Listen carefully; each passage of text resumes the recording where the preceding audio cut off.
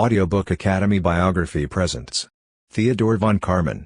Hungarian-born American research engineer Theodore von Karman, born May 11, 1881, Budapest, Hungary, died May 6, 1963, Aachen, West Germany, is best known for his pioneering work in the use of mathematics and basic sciences in aeronautics and astronautics.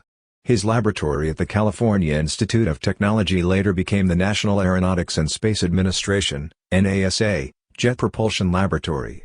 Early years. Maurice and Helene von Karman had 5 children, and von Karman was their third.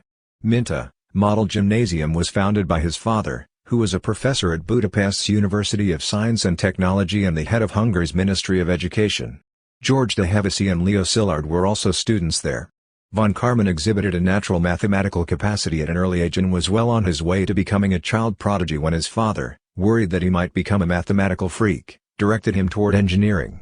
Following his graduation from Budapest's Royal Polytechnic University in 1902, he decided to pursue an academic engineering career, which would allow him to pursue his wide range of scientific interests while also allowing him to put into practice the teaching skills that his father instilled in him. When engineers he had taught his scientific mindset and systematic approach to later in life acknowledged him as their instructor, he was overjoyed. After graduating from the Polytechnic University in Budapest in 1903, he worked as a consultant for the country's leading engine manufacturer. The research that von Karman undertook on the strength of materials prepared the basis for crucial later contributions to the design of airplane structures. The University of Göttingen, Germany, offered him a 2-year fellowship to get a doctorate, but before he finished it he went to the University of Paris. Afterwards, a friend advised that they watch the French aviation pioneer Henri Farman fly his plane instead of retiring to sleep. Farman successfully completed a 2-kilometer, 1.25-mile, course, unintentionally providing the inspiration for the young man who was to become a founder of the aeronautical and astronautical sciences.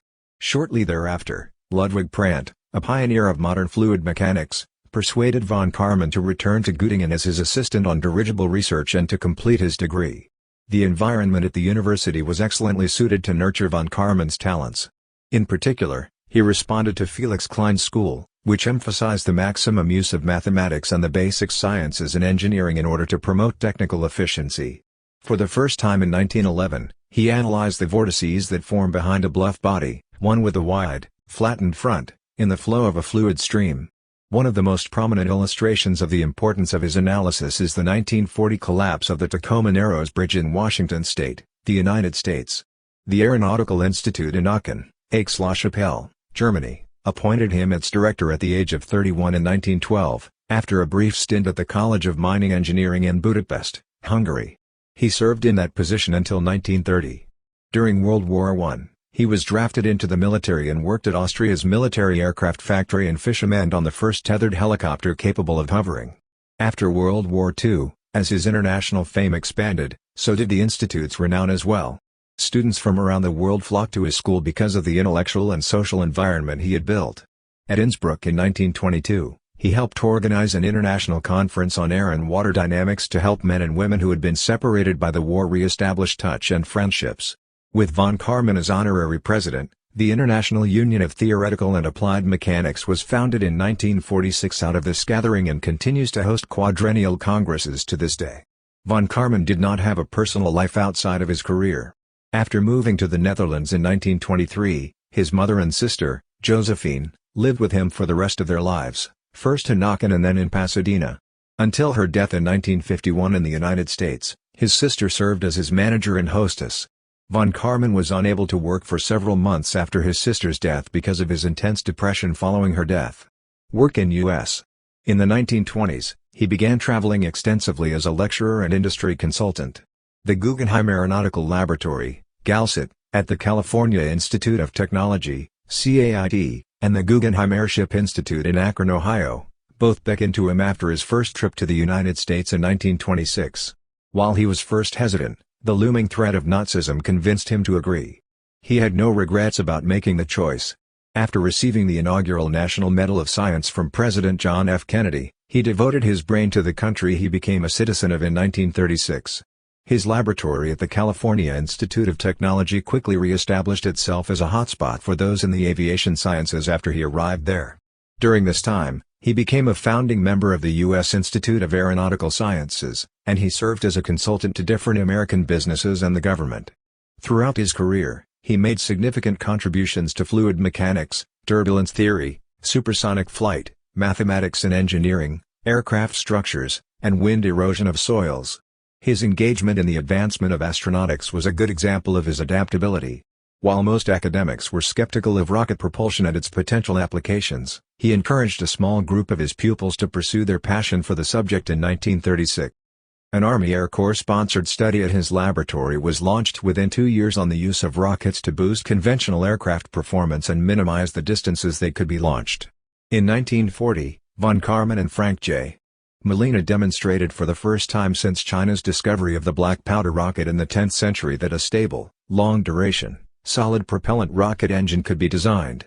They worked together. Hato, the world's most famous jet-assisted takeoff rocket, built its first prototype not long after. The Polaris, Minuteman, and Poseidon long-range missiles of the United States Armed Services were all based on this rocket engine prototype.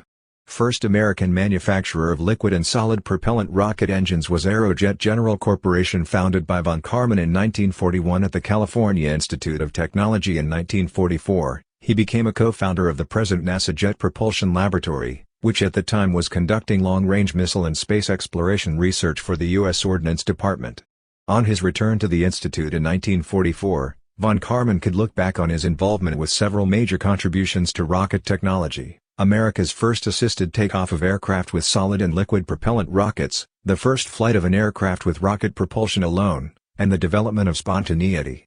For this reason, in 1947, he proposed to the United Nations that an international research center for fluid and soil mechanics in the Middle East be established, which, though unfulfilled, helped lead to the construction in 1950 of the Arid Zone Research Project, which UNESCO established.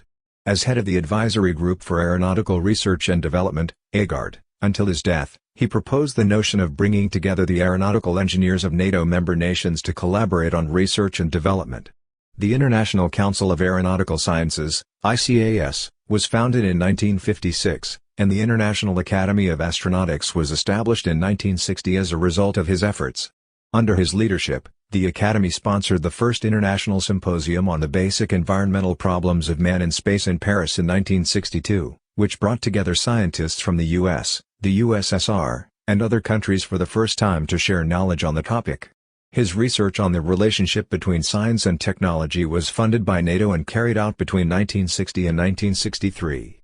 At the California Laboratory of Technology, the U.S. Air Force's Arnold Engineering Development Center in Tullahoma, Tennessee, and the NATO Institute for Fluid Dynamics in St. Genesius Road, Belgium, von Karman laboratories were named in his honor during his lifetime. Since 1970, a lunar crater has been named in his honor. Von Karman's non-scientific talents must also be taken into consideration while evaluating his personality. Poems and literature were two of his favorite things, and he could always come up with a story to fit any situation. He was able to restore harmony to a scientific gathering when the atmosphere became fraught with tension due to his collection of anecdotes. It seemed like he could labor non-stop, and his tracks were littered with scraps of paper covered in equations. Despite the world's problems, he was a pessimist who saw the future with hope. He was an optimist. Thank you for listening in Audiobook Academy. Don't forget to subscribe and smash that like button for more content like this. See you in next video.